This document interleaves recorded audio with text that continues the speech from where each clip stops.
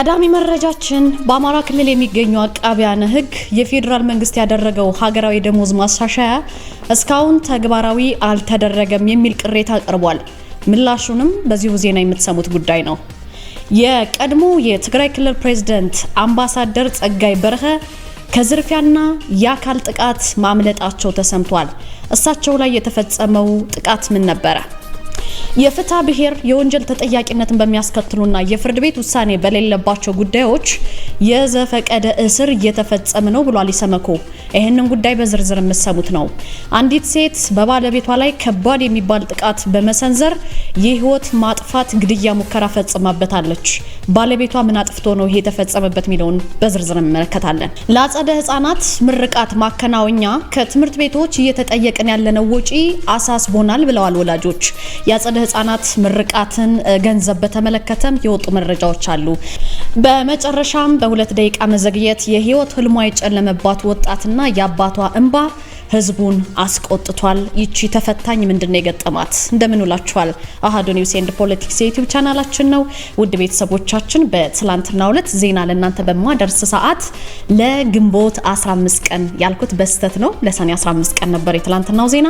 ለዛ ይቅርታ ጠይቃለሁ። ዛሬ ደግሞ ለሰኔ 16 ቀን 2018 ዓ.ም ያዝናቸው መረጃዎች ለእናንተ ጠራጠራ አድርጌ ነግራችኋለሁ። የሚመጥኗችሁ መረጃዎች ብቻ ለእናንተ የምናደርስበት ቻናላችን ነው። ሰብስክራይብ ግን እያደረጋችሁ አይደለም።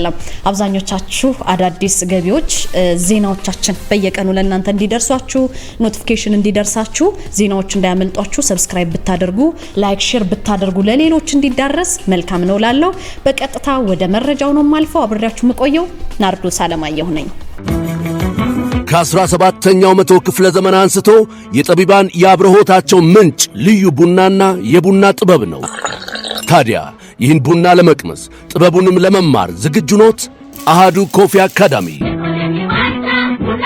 በአዲስ አበባ ትምህርትና ስልጠና ቁጥጥር ባለስልጣን ፈቃድ በማግኘት የረጅም ጊዜ ልምድ ባላቸው ባለሙያዎች በመታገዝ የተለያዩ የቡና አይነቶችን የመቅመስ ኮፊ ካፒንግ፣ የቡና ቆላት፣ ሮስቲንግ፣ ጣዕምን፣ ፍሬዎችን፣ ማዕዛንና አሲድነትን የመለየት ጥበብ በባሬስታና አግሮ ማርኬቲንግ ዘርፎች ስልጠና ለመስጠት ዝግጅቱን አጠናቋል። የቡና ጥራትን ለመጠበቅ የቡና አፍቃሪዎች የተለያዩ ጣዕሞችን ለማወቅ እንዲሁም አምራቾች ምርቶቻቸውን ለማሻሻል እንዲችሉ የሚረዳውን ይህንን ስልጠና በአሃዱ ኮፊ አካዳሚ በመሰልጠን ብቁ ባለሙያ ይሁኑ። የስልጠና ቦታው በቦሌ ጃፓን ኤምባሲ ናይል ሶርስ ህንፃ 3ኛ ወለል ላይ። ለበለጠ መረጃ በስልክ ቁጥር በ0961 88 82 22 ይደውሉልን። አሃዱ ኮፊ አካዳሚ።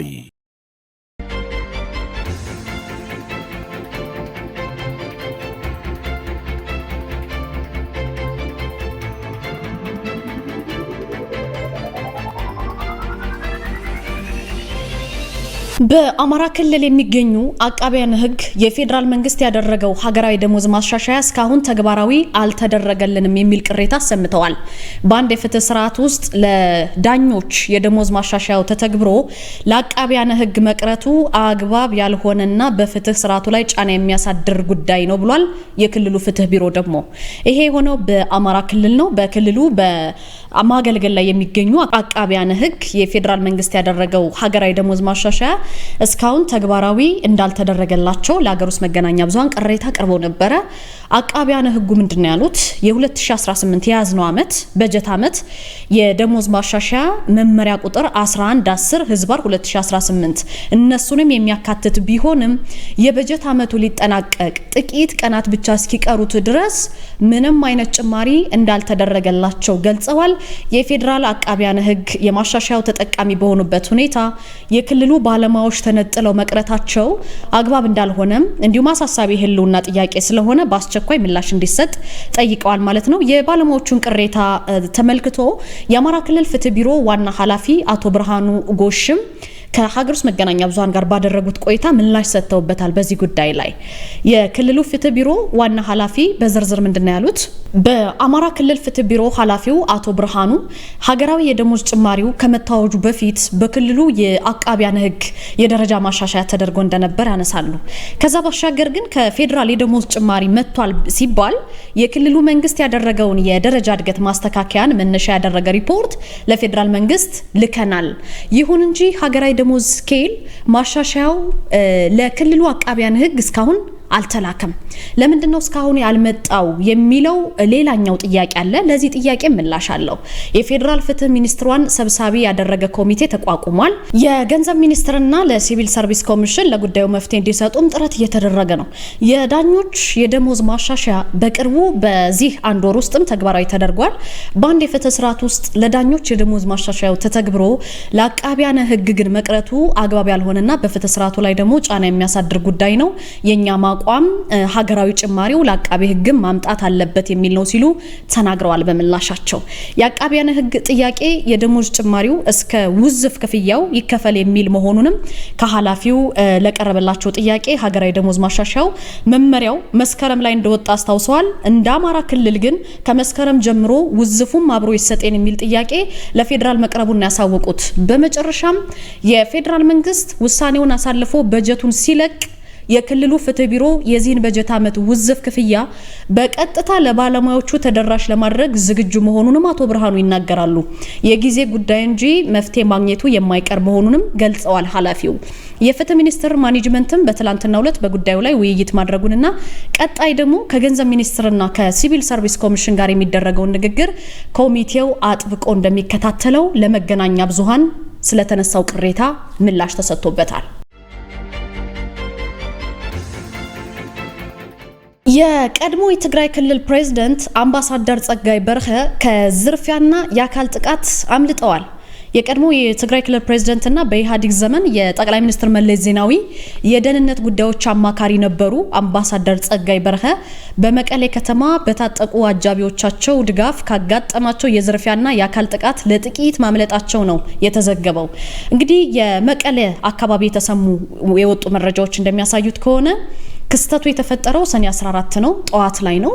አምባሳደር ጸጋይ በርሀ በመቀሌ ከተማ ለተለመደው የጤና እንቅስቃሴ ወይም ስፖርት ለመስራት በወጡበት ጊዜ ማንነታቸው በትክክል የማይታወቁ ሁለት ዘራፊዎች የሞባይል ስልካቸውን ለመቀማት ነው ሙከራ ያደረጉት። በወቅቱ ስልኩን ለማስነጠቅ በአምባሳደሩና በሁለት ዘራፊዎች መካከል ጠንካራ አካላዊ ትንቅንቅ ነው የተፈጠረው።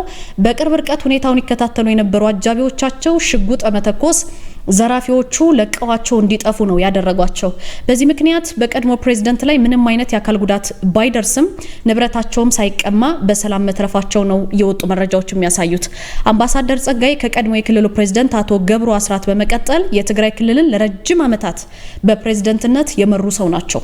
በኢህአዴግ ዘመነ መንግስት ደግሞ የቀድሞ የጠቅላይ ሚኒስትር አቶ መለስ ዜናዊ የደህንነት ጉዳዮች አማካሪና በእስራኤል የኢትዮጵያ ባለሙሉ ማዕረግ አምባሳደር በመሆንም ያገለገሉ ከፍተኛ የመንግስት የስራ ኃላፊ ነበሩ።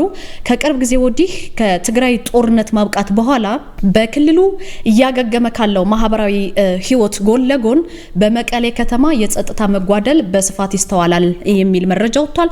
በተለይ በጠራራ ፀሐይ ጭምር በማጅራት መቼዎች የሚፈጸሙ ጥቃቶች መቀሌ ላይ የቅሚያ ወንጀሎች በነዋሪው ላይ ስጋት እየፈጠሩ ነው። የመቀሌ ከተማ አስተዳደር ወይም ፖሊስ በዚህ ጉዳይ ላይ የሰጠው ይሄ ዜና እስከሚጠናከርበት ጊዜ ምንም ይፋዊ መረጃ ወይም መግለጫ የለም። እሳቸው ግን ሊተርፉ ችለዋል። የፍትሐ ብሔር የወንጀል ተጠያቂነትን በማያስከትሉና የፍርድ ቤት ውሳኔ በሌለባቸው ጉዳዮች የዘፈቀደ ስር እየተፈጸመ ነው ብሏል ኢሰመኮ። የኢትዮጵያ ሰብአዊ መብቶች ኮሚሽን በአራት ክልሎች የገንዘብ ተቋማትን የብድር ገንዘብ ባልመለሱ የከተማ መሬት ሊዝ ክፍያና የአፈር ማዳበሪያ ዕዳ በወቅቱ ባልከፈሉ የማህበረሰብ አቀፍ ጤና መድን ክፍያ ባልፈጸሙ ዜጎች የዘፈቀደ ስር እየተፈጸመ መሆኑን ገልጿል። እንግዲህ የ11 ወራት ሪፖርቱን ተመልክቷል። የ2018 ተቋሙ የነጻነት መብትን በተመለከተው የሪፖርት ክፍሉ በደቡብ ኢትዮጵያ፣ በኦሮሚያ፣ በአማራና በቤንሻንጉል ጉሙዝ ክልሎች በበርካታ አካባቢዎች የውል ግንኙነት መሰረት ባደረጉ የፍትሐ ብሔር የወንጀል ተጠያቂነት በማያስከትሉ የፍርድ ቤት ውሳኔ በሌለባቸው ጉዳዮች ላይ የዘፈቀደ ስር እየተፈጸመ የተፈጸመ መሆኑን የገለጸው የዘፈቀደ ስሩ የተፈጸመው የገንዘብ ተቋማትን የብድር ገንዘብ መመለስ ባለመቻላቸው የከተማ መሬት ሊዝ ክፍያና የአፈር ማዳበሪያ ዕዳ በወቅቱ ባልከፈሉ የማህበረሰብ አቀፍ ጤና መድን ክፍያ ባልፈጸሙ ዜጎች ላይ እንደሆነ በሪፖርቱ በጉልህ ሰፍሯል። በተያያዘ ገለጻ ምንድነው ኮሚሽኑ 1510 አቤቱታዎችን ተቀብሎ ለ1022 ጉዳዮች እልባት ሰጥቷል። 488 ጉዳዮችን ወደ ተገቢ ተቋማት ማስተላለፉን ገልጿል። በ59 አደጋ ጊዜ ክትትሎችና ምርመራዎችንም አከናውኗል። ይህንን የገለጸው ተቋሙ ነው። በሌላ በኩል ግን በግንባታ ዘርፍ የተሰማሩ ሰራተኞችን መብቶች በተመለከተ ተቆጣጣሪ ተቋማት የቁጥጥርና ክትትል ስራ ለማከናወን በቂ የሰው ኃይል በጀት፣ ማጓጓዣ፣ የክትትልና ቁጥጥር ባለሙያዎች፣ የደህንነት መጠበቂያ ቁሳቁስና ላቦራቶሪ የሌላቸው መሆኑን ኮሚሽኑ ይገልጻል። በመንግስት ማህበራዊና ኢኮኖሚያዊ መብቶች ላይ እንግዲህ ተፈጻሚ ለማድረግ ከአስፈጻሚ አካላት በተለይ በከተማና መሰረተ ልማት በስራና ክህሎት ሚኒስቴር ስር ባሉ የክትትልና ቁጥጥር ኃላፊነት የተጣለባቸው አካላት ኃላፊነታቸውን እንዲወጡ አስፈላጊውን የሰው ኃይልና በጀት እንዲመደብ አሳስቧል። ሪፖርቱ በሌላኛው ክፍሉ ምንድነው ያለው? የሀገር ውስጥ ተፈናቃዮች በተፈናቀሉበት ቦታ መፍትሄ ሳያገኙ ረጅም ጊዜ መቆየታቸውን በቁልፍ ክፍተቶች አካቶታል። ለተፈናቃዮቹ ጥበቃ የሚያደርግና የካምፓላ ስምምነትን የሚያስፈጽም ህግ እንዲጸድቅ፣ የተፈናቃዮች ጉዳዮች የሚከታተል በህግ ግልጽ ስልጣን የተሰጠው አካል እንዲወስን፣ ተፈናቃዮች ደግሞ የመጡባቸው አካባቢዎች ሰላምና ጸጥታ እንዲሰፍን፣ የተወሰደባቸው ንብረት መመለስ የሚያስችል የፍትህ ሂደት፣ ተጎጂዎች ተገቢውን ካሳ የሚያገኙበት ስርዓት እንዲረጋገጥ ጠይቋል ማለት ነው ተቋሙ ኢሰመኮ። በሌላ በኩል በአብዛኞች እርሻ ጣቢያዎች በሰራተኞች የመብት ጥበቃ ክፍተቶች መኖራቸውን፣ በአዳማና ሐዋሳ ኢንዱስትሪ ፓርኮች በመንግስት አካላት መደረግ ያለበት ቁጥጥር አነስተኛ እንደሆነ፣ ፋብሪካዎቹ ባለቤቶችና አመራሮችም ጫናዎች እንደሚደረግም በሪፖርቱ ኢሰመኮ ገልጿል። ባለቤቷ ላይ ከባድ ጥቃት የሰነዘረችውን ግለሰብ እንመልከት። በትዳር መካከል በሚፈጠር አለመግባባት እንግዲህ ግለሰቦች በስሜታዊነት በርካታ እርምጃዎችን ይወስዳሉ። እቺ ግለሰብም በትዳር አጋሯ ላይ ባደረሰችው ከባድ የአካል ጉዳት የወንጀል ሙከራ የተከሰሰች ናት። የ27 ዓመት ወጣት ናት። በምስራቅ ጉጂ ዞን ነው ይሄ ጉዳይ የሆነው። የምስራቅ ጉጂ ከፍተኛው ፍርድ ቤት የ12 ዓመት ጽኑ እስራትን ፈርዶባታል። ሻኪሶ ከተማ ነው የምትኖረው። ትዳር መስረታ መኖር ከጀመረች 3 ዓመታትን አስቆጥራለች። እስከ ቅርብ ጊዜ ድረስ ሰላማዊ ህይወትን ነው ስትመራ የነበረችው። የምትመለከቷት ሴት እንግዲህ ከተወሰነ ጊዜ ወዲህ በባለቤቷ ላይ የጥርጣሬ ስሜት ማሳደር በመጀመሯ ይህንን ስጋቷን ለቅርብ ጓደኛዋ አማክራታለች። ለሴት ጓደኛዋ እንደ ፖሊስ መረጃ ከሆነ ታዲያ በዚች ሴትና በጓደኛዋ መካከል የተፈጠረው ጥርጣሬ ምንም እንኳን ተጨባጭ ማስረጃ ባይኖረውም በአካባቢው ይናፈስ የነበረው ያልተረጋገጠ ወሬ ወይም አሉሻሉሽ ወሬ በትዳራቸው መካከል መቃወስን ፈጥሮ ነበረ። ጥር 2 2018 ምሽት 12 ሰዓት ላይ እቺ ግለሰብ ጥርጣሬዋን የሚያጠናክር ሁኔታ ባይኗ ተመለከተች። ባለቤቷ ወደ ቤት እስኪመለስ ጠበቀችው። ይሄ የሚያረጋችው ምንድነው? ከጓደኛዋ ቤት ሲወጣ ነው ያየችው ማለት ነው። ባለቤቷ እንቅልፍ በወሰደው ወቅትም ስለታም መሳሪያ በመጠቀም በተኛበት ላይ ከባድ ጥቃት ነው የፈጸመችበት። ድርጊቱን ከፈጸመች በኋላ ተጎጂው ህይወቱ አልፏል ብላ ወይም ሞቷል ብላ በመገመት የመኝታ ቤቱን በር ዘግታ ከአካባቢው ነው የተሰወረችው። ከመኖሪያ ቤት የተሰማውን የጩኸት ድምጽ ተከትሎ የአካባቢው ማህበረሰብና ፖሊስ አስቸኳይ ርብርብ አድርገው ተጎጂው በከባድ የመቁሰል አደጋ ውስጥ ሆኖ ነው የተገኘው፣ ባለቤቷ ማለት ነው። ወዲያውኑ ወደ ሻኪሶ ሆስፒታል ነው የተላከው። በዛ እንግዲህ ከፍተኛ የሕክምና እርዳታ ተደርጎለት ከሞት መትረፍ የቻለ ቢሆንም በሰውነቱ ላይ ግን ከፍተኛ ጉዳት ነው ያደረሰችበት። ድርጊቱን የፈጸመችው ግለሰቧ ከአካባቢው በመሸሽ ነገሌ ቦረና የሚባል ከተማ ውስጥ አንድ ሆቴል ውስጥ ተሸሽጋ ነበረ። በፖሊስ ክትትል እንግዲህ በቁጥጥር ስር ውላለች። የምርመራ መዝገቡ በበቂ ሁኔታ ተጠናክሮ ለአቃቢ ሕግ ተላከ።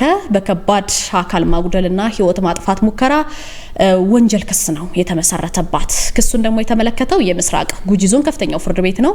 ሰኔ 3 ቀን በዋለው ችሎት ግለሰቧ በ12 ዓመት እንድትቀጣ ወስኖባታል። ይሄ አሳዛኝ ክስተት በትዳርም ሆነ በማንኛውም ማህበራዊ ግንኙነታችን ውስጥ ለሚገጥሙን አለመግባባቶች፣ ግጭቶች እንደ ሰው ልንጋጭ እንችላለን። ነገር ግን በእነዚህ አለመግባባቶች ትልቅ መማሪያ ሊሆን የሚችል ነገር ነው። በትዳር ውስጥ ጥርጣሬ ወይም ክፍተት ሲፈጠር ነገሮችን በራስ መገመት ወይም ደግሞ ይሆናል በሚል አሉታዊ አስተሳሰብ ባልተረጋገጠ የሰው ወሬ መመራት ከባድ ስህተት እንድንፈጽም ያደርገናል። በጉዳዩን በግልጽነት በእርጋታ በውይይት ምንድነው የተፈጠረው እስኪ እንነጋገር ተብሎ ለመፍታት መሞከር ቀዳሚ መፍትሄ ነው።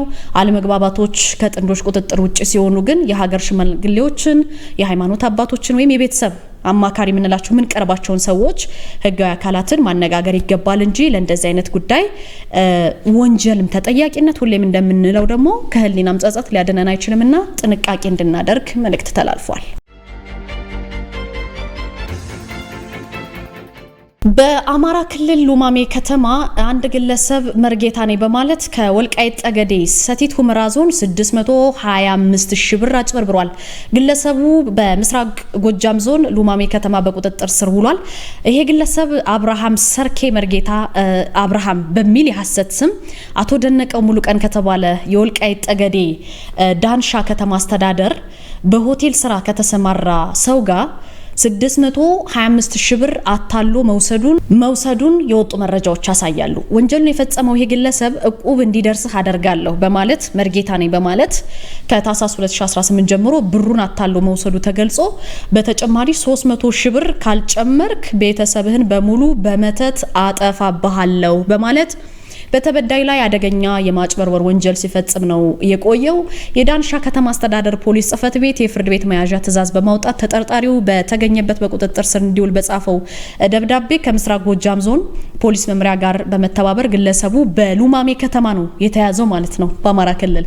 አቶ ደነቀው ሙሉቀን በደረሰበት የማታለል ወንጀል ምክንያት ለከፍተኛ ስነልቦናዊ ኢኮኖሚያዊ ችግር ተጋልጦ በጸበል ቦታ ሁሉ እንደቆየ ተገልጿል። ተጠርጣሪው በአሁኑ ሰዓት ምርመራ እየተደረገበት እንደሚገኝ ከሉማሜ ከተማ አስተዳደር ፖሊስ ጽፈት ቤት መገናኛ ብዙሃን እንደዘገቡት ያመላክታል። ለአጸደ ህጻናት ምርቃት ማከናወኛ ከትምህርት ቤቶች እየተጠየቀን ያለነው ወጪ አሳስቦናል ብለዋል ወላጆች። በአዲስ አበባ ከተማ ከቅርብ ጊዜ ወዲህ በርካታ የአጸደ ህጻናት ወይም ኬጂ የህጻናት ትምህርት ቤቶች ላይ የሚደረጉ የምርቃት ስነ ስርዓቶች ከፍተኛ ወጪ የሚጠይቁ ሆነው እየታዩ ነው። የልጆች የመመረቂያ ልብስ፣ ፎቶግራፍ፣ የአዳራሽ ኪራይ፣ የመዝናኛ ፕሮግራሞች፣ ሌሎች ተያያዥ ወጪዎች ሁሉ በወላጆች ላይ አሉታዊ የገንዘብ ጫናን እየፈጠረ ይገኛል ተብሏል። ምርቃት እንግዲህ ለልጆች ደስታና የትምህርት መነሳሳት ለወላጆች ደግሞ መታሰቢያ ቢሆንም ግን ኢኮኖሚያዊ ሁኔታዎችን ከግምት ውስጥ ያስገባ እንዲሆን ተጠይቋል። ስለዚህ ሁሉንም ያካተተና ለወላጆች አቅም የሚመጥን የምርቃት ስነ ስርዓት ማዘጋጀት የተሻለ መፍትሄ ነው ሲሉ ቆይታ ከመገናኛ ብዙሃን ጋር ያደረጉ ወላጆች ይገልጻሉ። ትምህርት ቤቶች የምርቃት ስነ ስርዓትን ለማድመቅ ሲሉ የሚያደርጉት ያልተገባ ፉክክር በዚህ ረገድ ብርቱ ጫናን እየፈጠረ እንደሚገኝ ተጠቁሟል። በዚህ መሰረት እንግዲህ የምርቃት ስነ ስርዓት ወጪ መናር መንስኤን ለማጣራት የሚመለከተውን አካል እንግዲህ ምንድነው የሚለውን ደግሞ በቀጣይ ዘገባዎቻችን አዲስ ነገር ሲኖር ለእናንተ ውድ ቤተሰቦቻችን የምናደርስ ይሆናል።